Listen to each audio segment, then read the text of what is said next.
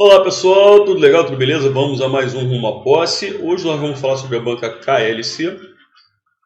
A galera lá do Sul me pediu, né, para falar sobre essa banca, sobretudo a galera acho que, né, do Paraná. Maravilha! E, então, vamos lá. Atendendo as solicitações, vamos lá.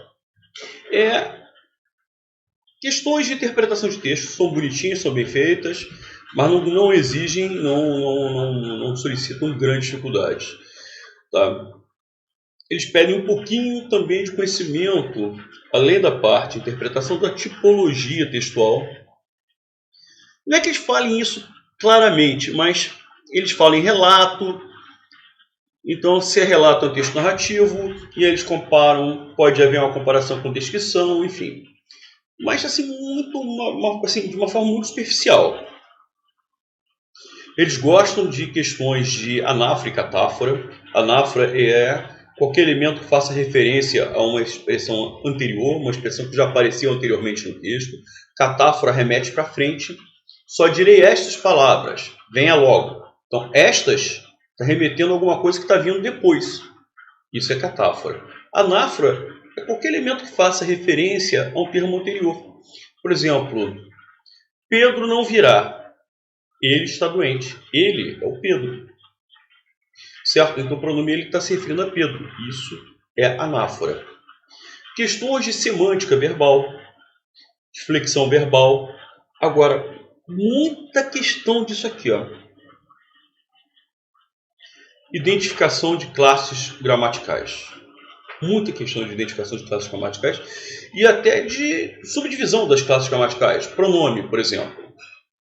Esse pronome aqui é um pronome pessoal reto, é um pronome definido, ele é um pronome possessivo, é um pronome relativo. Tá? Se onde é um advérbio é um pronome relativo. Então, há muitas questões envolvendo isso. A função do pronome, por exemplo, se o pronome tem uma função adjetiva ou substantiva. Certo? Se eu disser, por exemplo, meu livro, esse pronome meu, ele é um pronome adjetivo possessivo. Por que é um pronome adjetivo? Porque ele está funcionando ao lado de um substantivo. Certo? Agora, isso é bom.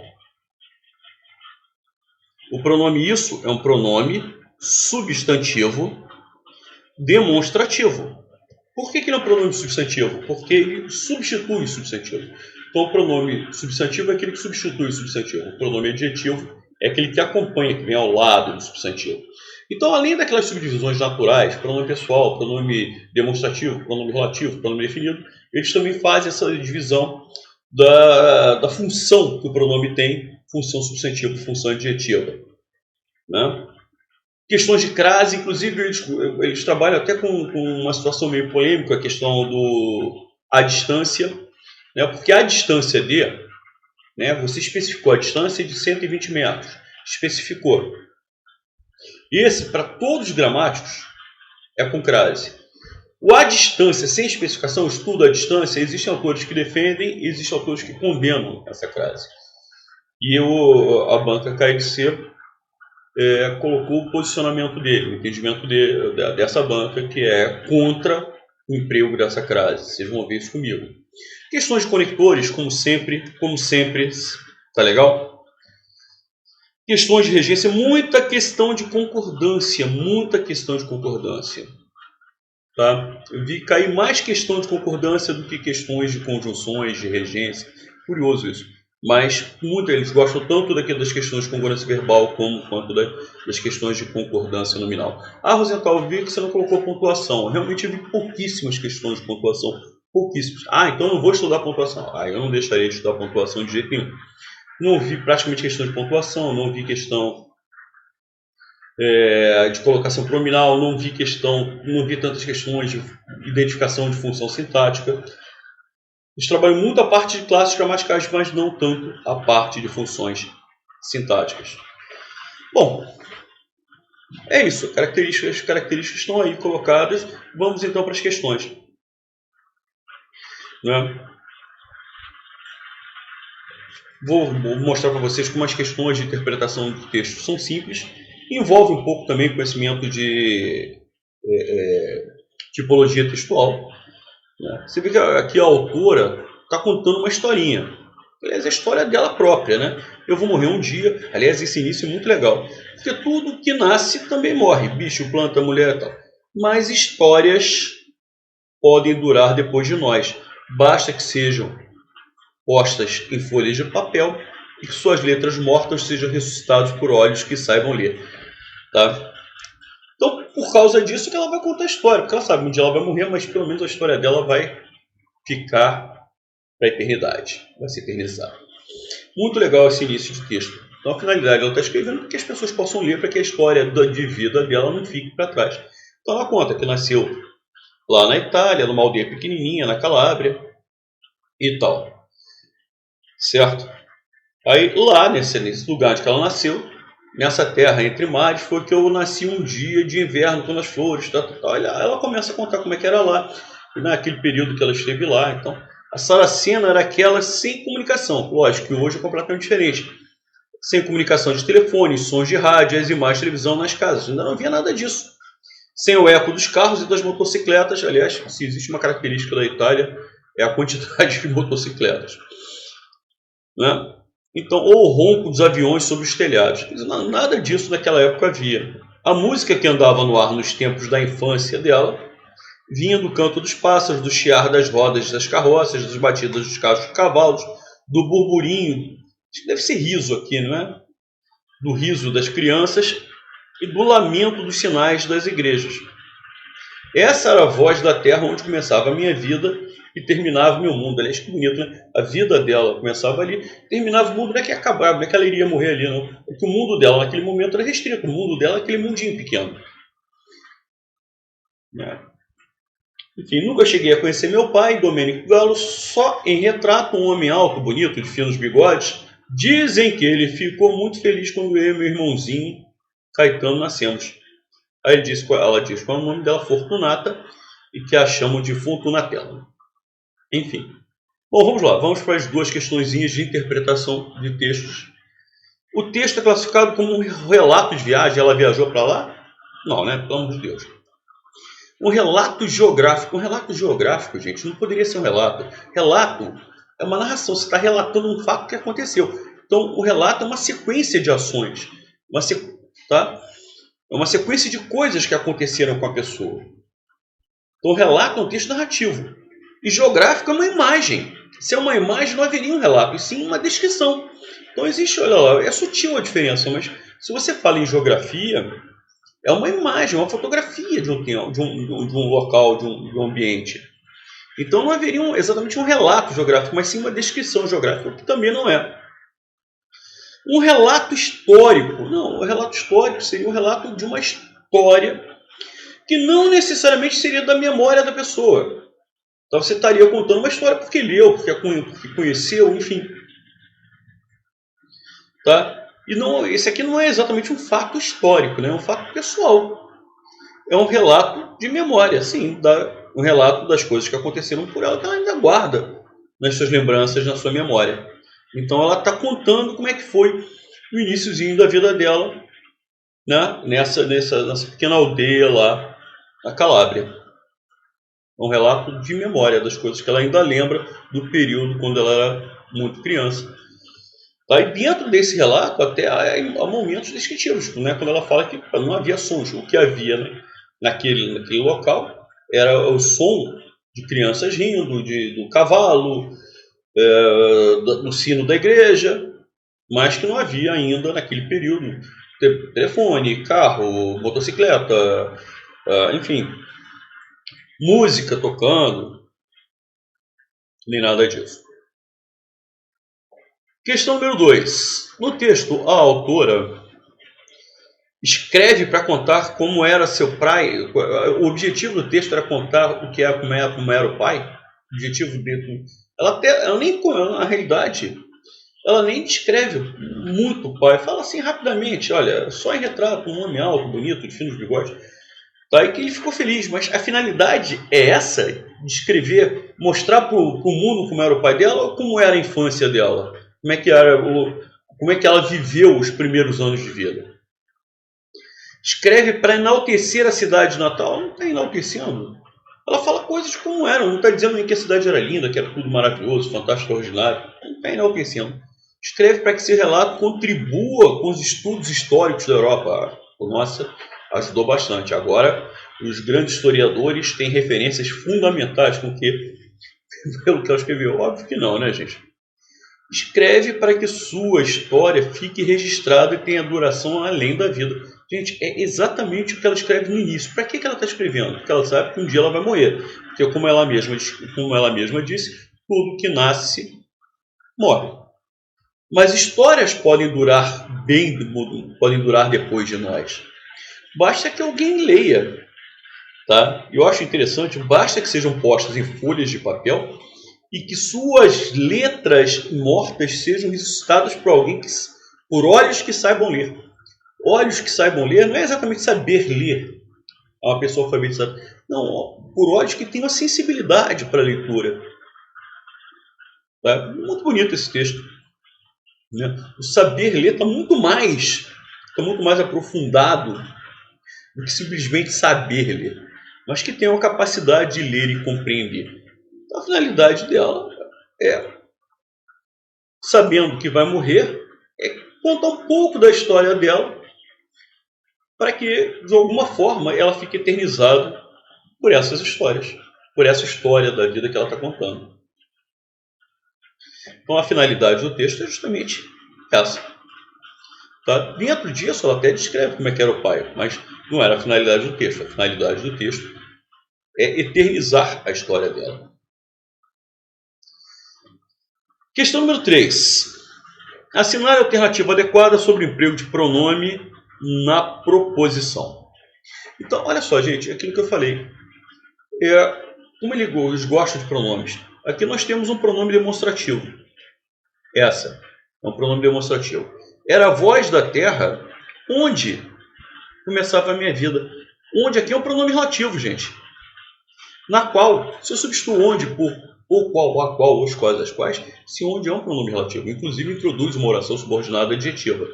Então, eu tenho o primeiro pronome, que é o pronome demonstrativo. Eu tenho o segundo pronome, que é o pronome que onde. Se a frase fosse onde você está, perdão, porque se fosse vai, seria aonde você vai. Mas onde você está, certo? Onde você está, onde é um advérbio de lugar. Mas eu sei a cidade onde você está, eu sei a cidade na qual você está. Esse onde é pronome relativo. Então, se eu substituir onde por o qual, a qual, as quais com a preposição em, esse onde é o pronome relativo. Minha vida, pronome possessivo. Meu mundo, também pronome possessivo. Então, eu tenho dois pronomes possessivos. Tem 4 pronomes, certo? Sendo o primeiro pronome demonstrativo essa, sendo o segundo o pronome relativo onde, e o terceiro e o quarto são 2 pronomes possessivos. Por isso que a resposta é a letra A. Questão número 4. Olhem só que questão interessante. Foi o que eu falei, um assunto que eles gostam muito. Anáfora e catáfora. Anáfora faz referência a termos anteriores. Catáfora a termos posteriores. Lá nessa terra entre mares foi que eu nasci num dia de inverno. Então, vamos ver essa frase. Tá? Aqui, ó. O lá está aqui. Eu nasci no ano de 1890 numa pequena aldeia da Calábria, ao sul da Itália. Onde fica a Itália? Então, é lá ao sul da Itália. Lá no sul da Itália, então o lá está fazendo referência ao sul da Itália, a região da Calábria. Certo? Uma pequena aldeia da Calábria. Então lá está fazendo referência a um elemento que já apareceu antes no texto. Maravilha. Então lá é anafórico. Então essa aqui está legal. Eu vou pular a letra B. Dizem que ele ficou feliz. Olha só. Está aqui. Nunca cheguei a conhecer meu pai, Domênico Galo. Só em retrato, um homem alto, bonito, de finos bigodes. Dizem que ele, meu pai, então ele está se referindo ao pai dela. Então esse pronome ele aqui é anafórico. Faz referência a alguém já mencionado no texto. Essa era a voz onde começava a minha vida e terminava aqui. Aqui nós temos dois elementos de característica anafórica, onde todo pronome relativo ele é anafórico, porque ele faz referência ao termo anterior. Tanto é que quando eu substituo onde aqui, é onde eu substituo pelo pronome a qual. Né? O que é na qual? É em mais a qual. Por que ele assume a forma feminina e singular? Porque ele se refere ao termo terra, que é feminino e singular. Mas além de onde, que já é anafórico, todo pronome relativo é anafórico, nós temos o pronome essa, que também é anafórico. Tá? Porque ele está falando, a música que andava no ar nos tempos da minha infância vinha do canto dos pássaros, do chiar das rodas, das carroças, das batidas. Essa era a voz da terra. Essa está se referindo a tudo que veio antes. Essa música que abrange todos os elementos. A música que tocava lá, que não tocava, né? O som que havia, o som que havia ali era o som que andava no ar, nos tempos, né? É o que vinha do canto dos pássaros, era o barulho das carroças, eram as crianças sorrindo. Então, essa faz referência a todos esses elementos mencionados anteriormente. Então, são dois elementos de caráter anafórico. A letra B. Esqueci de dizer que meu nome é Fortunata. Isso aqui está fazendo referência a alguma coisa anterior? Não. Certo? A nenhum elemento anterior do texto. Nenhuma palavrinha aqui refere-se a alguma coisa que já foi mencionada no texto. Por isso que não tem valor, não tem nenhuma expressão de caráter anafórico. Questão 15. Assinale a alternativa em que há um emprego da figura da comparação. Olha lá, figuras de linguagem. Uma coisa curiosa aqui, ele pede a figura da comparação. Lembrando que a comparação é muito parecida com a anáfora. Com a metáfora. São muito parecidos. A diferença é que na metáfora você não tem um conector comparativo. E na comparação você tem que ter um conector comparativo. Então são muito parecidos. Se eu disser ele é um leão, isso aqui é uma metáfora.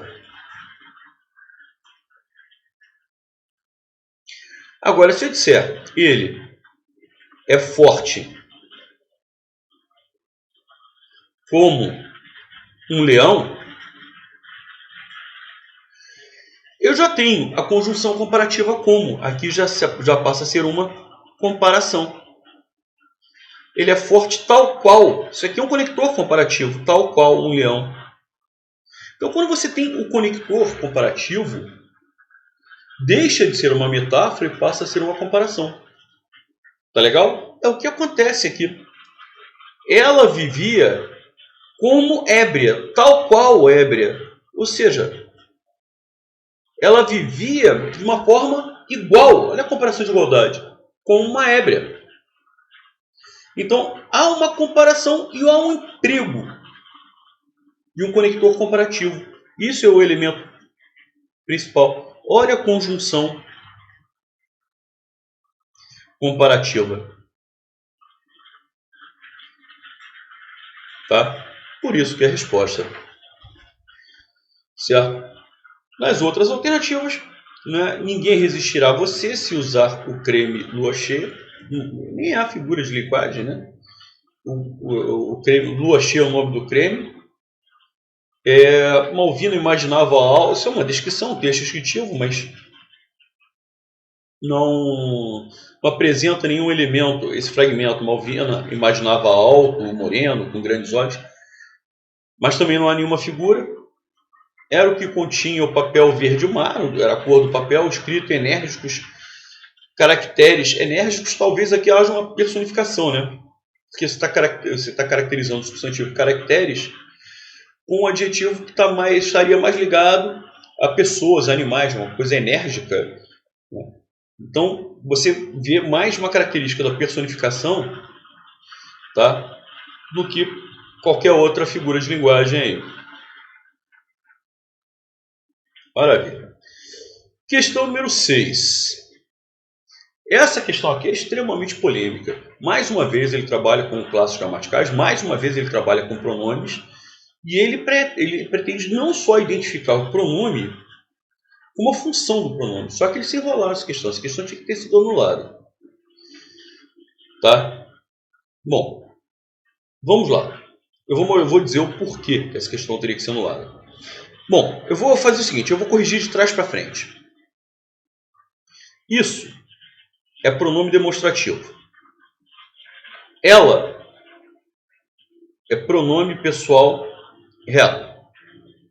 Se é pronome pessoal oblíquo. Ele quer pronome definido. A letra E não apresenta, a letra D de dado não apresenta nenhum pronome definido. Um é demonstrativo, o outro é pronome pessoal reto, o outro é pronome pessoal oblíquo. Tudo. Beleza. Esse aqui sim. Esse aqui é um pronome definido. Só que, olha lá, é um pronome indefinido em função substantiva. Ele está substituindo algum termo. Ele não, tá legal? Ele não está qualificando. Então, ele é um pronome substantivo indefinido.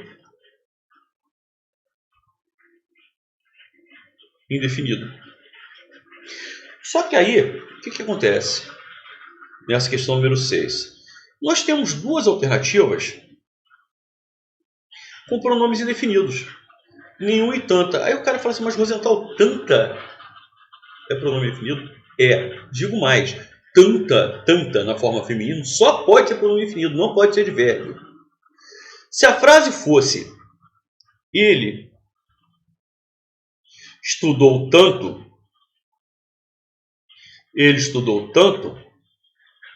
tanto aí seria advérbio, porque o advérbio, primeiro, é uma palavra invariável. Se variou para a forma feminina, já não é advérbio. É uma palavra invariável que modifica a ideia de verbo, de adjetivo ou de outro advérbio. Certo? Tanto aqui está modificando a ideia do estudou, que é verbo. Beleza, essa é a função do advérbio. Modificar a ideia de verbo, de adjetivo ou de outro advérbio. Beleza? Mas tanta, se variou para a forma feminina, já não pode ser advérbio, porque o advérbio é invariável. Tanta, certo? Intensifica a palavra sorte. E sorte é um substantivo feminino, a sorte. Então isso aqui é um pronome indefinido. E é um pronome indefinido que anda ao lado de um substantivo, ou seja, ele é um pronome adjetivo indefinido. Tem função adjetiva, está na posição adjetiva. A resposta foi a letra B? Não, foi a letra A. Que também é um pronome adjetivo indefinido. Na realidade, essa questão tinha que ser sido anulada. Porque tem, olha, empecilho é substantivo, só que é um substantivo masculino. Ou empecilho. E o nenhum qualifica empecilho. Então, isso aqui é um pronome indefinido masculino. Um pronome adjetivo. É um pronome adjetivo indefinido. Nenhum, nenhuma são pronomes indefinidos. E tem a função adjetiva, porque está ao lado de um substantivo masculino. Então a resposta foi a letra A, mas a letra B também atende à exigência feita no enunciado. Essa questão, na realidade, teria duas respostas, ela teria que ter sido anulada.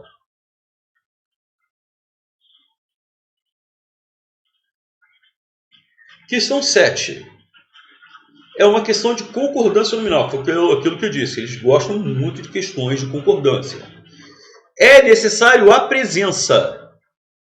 Gente, olha lá, a presença. Eu tenho o artigo A, eu determinei presença. Se eu determinei presença e eu tenho o verbo ser, necessário tem que concordar com esse determinante. Então, o certo seria necessária. É necessária a presença. A presença é necessária. Se eu não tivesse o verbo ser, sim, presença é necessário. Não coloquei determinante e eu tenho o verbo ser, o adjetivo assume a forma neutra. A forma neutra é a forma masculina. Há bastantes pessoas insatisfeitas. Há muitas pessoas. Cara, o bastante funciona exatamente igual a muito. Se muito flexionar, se muito for para o plural, o bastante também vai. Muitas pessoas, bastantes pessoas. Perfeito. Já é essa a resposta.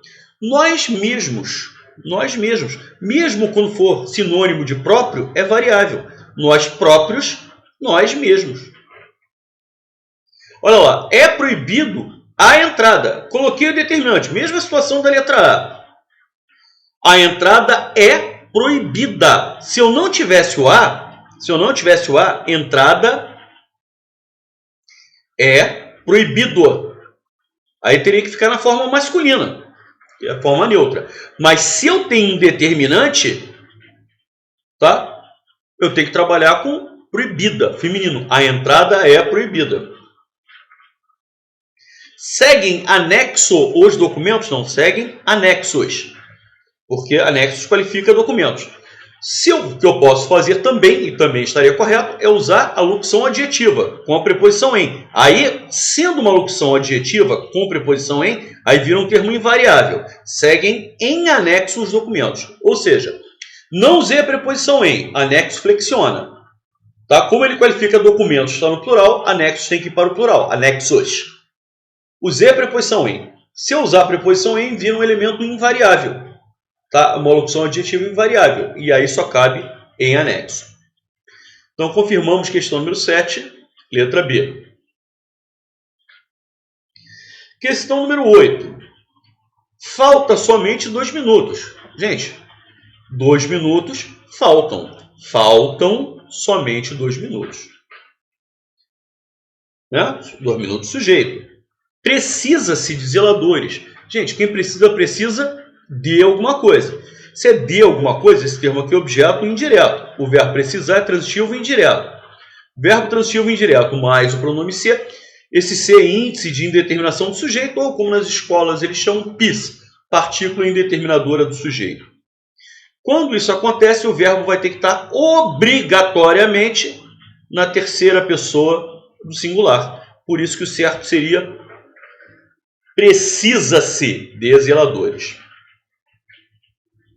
Letra C. Faz 5 anos, nós temos o verbo fazer. Verbo fazer no sentido de tempo passado, de tempo decorrido.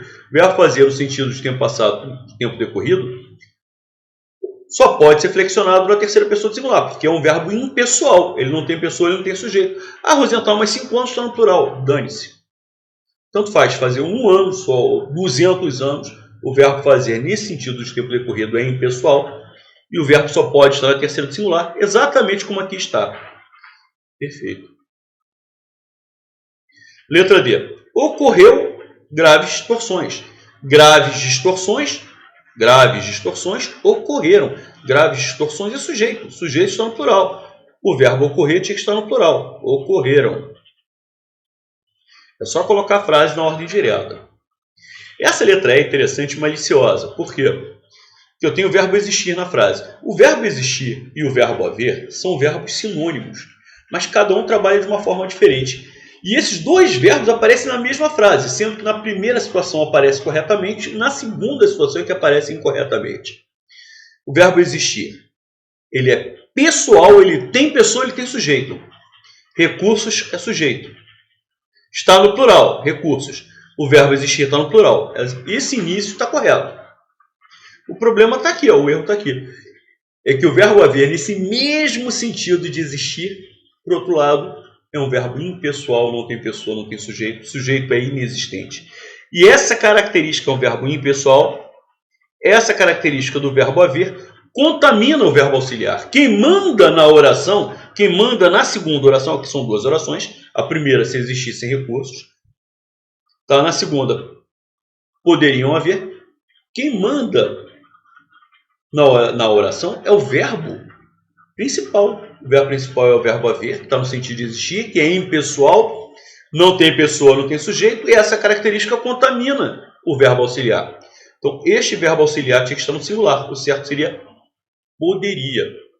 Tá? Poderia haver. Maravilha. Então, nós vimos a questão anterior, questão número 7, era de concordância nominal, questão número 8 de concordância verbal. Legal, legal, legal. Essa questão 9 também é uma questão interessante e até polêmica. Diferente daquela outra. Aquela outra do pronome, que eu falei com vocês, é uma questão que tinha que ser anulada. Aqui não. Aqui mostra o entendimento da banca. Toda discussão sobre inseminação artificial, inseminação assistida leva à lembrança. Leva à lembrança, leva ao estudo. Leva ao estudo. Então, se leva ao estudo, quando eu substituir lembrança, que é feminino, por estudo, que é masculino, crase. Então, a letra A está legal. À medida que os números de inseminações aumentam, à medida que... Isso aqui é uma locução conjuntiva, que dá a ideia de proporção, que é sinônimo de a proporção que por sinal também é com crase. Ao passo que tá? Você vê que quando eu substituir medida, que é uma locução conjuntiva, no meio da locução existe a palavra medida, que é o substantivo feminino. Quando eu substituir esse substantivo feminino medida por passo, ficou ao passo que. Então, é uma locução conjuntiva que é centrada no substantivo feminino, medida. Eu substituí o substantivo feminino pelo substantivo masculino, passo. Passou de a para ao. É por isso que essa locução conjuntiva, à medida que, da mesma maneira a proporção que, leva a crase.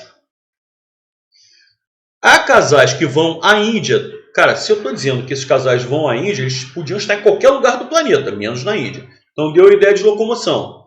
Se deu a ideia de movimento de locomoção, você pode aplicar ou o verbo voltar, para ver se aparece da, eles voltam da Índia, ou o verbo estar. Eles estão na Índia. Tá? Se fosse, eles vão a Copacabana, eles voltam de Copacabana, não haveria crase. Eles estão em Copacabana. Então haveria apenas a preposição de, haveria apenas a preposição em. Quando eu substituo bate, da, volto da, o que é da? É preposição de com artigo a. Eles estão na Índia, preposição em com artigo a.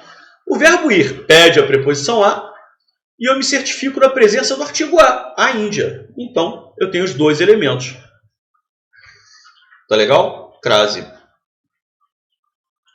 Não ir às reuniões, então ele não está nas reuniões. Eu vou à reunião, eu volto da reunião, eu volto das reuniões. Nós estamos nas reuniões pelo mesmo motivo. A crase está correta. É um equívoco a qualquer cientista. Gente, o emprego de qualquer inibe a presença de um artigo. Então eu tenho tão somente a preposição a. Perfeito. Os médicos brasileiros observam o desenvolvimento das inseminações assistidas, eles observam à distância. Se repare, eu até comentei lá no início, não é a distância de, eu não estou especificando essa distância. Se fosse a distância de 200 km, haveria crase. Esse a distância sem estar especificado, existem duas correntes. Uma que já aceita o emprego dessa crase, que diria, não, isso aqui não está errado não.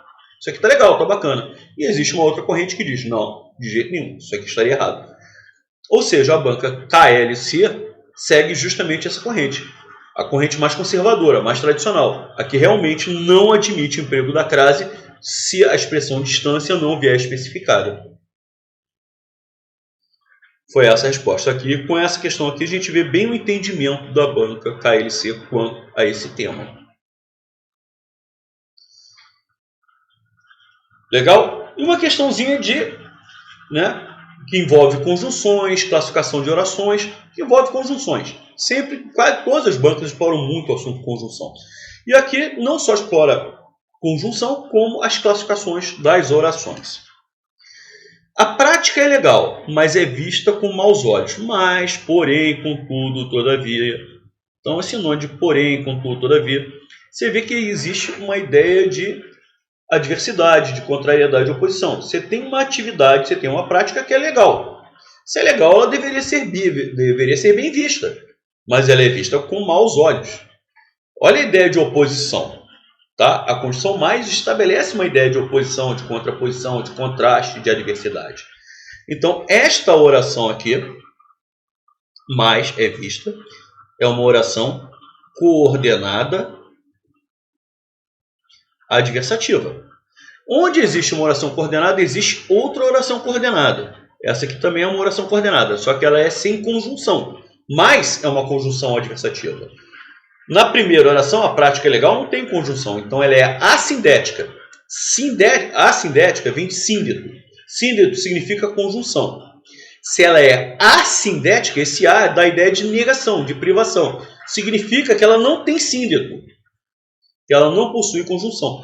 Então, a oração, a prática é legal, é uma oração coordenada assindética.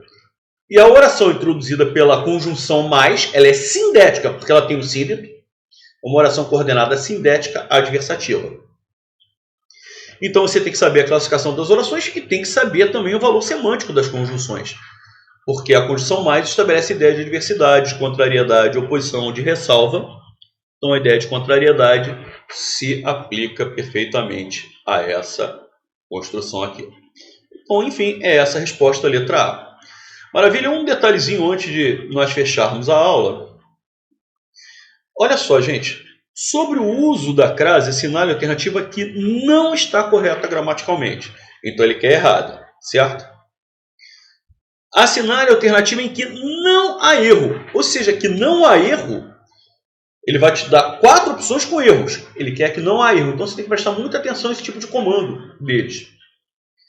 Mesma coisa, assinale a alternativa em que não há erro de concordância nominal. Então ele vai te dar 4 opções com erros de concordância verbal, de concordância nominal. Ele quer a certa, que não há erro. Então, por favor, gente, prestem muita atenção. Você vê que eles têm um padrão de perguntas nesse sentido. Então, se você não ler os comandos com atenção, você pode perder uma questão muito simples até, por falta de atenção. Então esse era o último comentáriozinho. Vocês viram que eles gostam muito das questões de identificação de classe gramatical. Eles gostam de pronomes. Eles gostam de questões envolvendo pronomes. O tipo de pronome. Tá legal? Concordância, crase, regência. Você viu que isso tudo, né? Eles cobram. Tá legal, pessoal? Maravilha! Então acho que ficou bem claro o estilo de cobrança dessa banca KLC. Valeu, pessoal! Então continue me seguindo, tá? E até a próxima!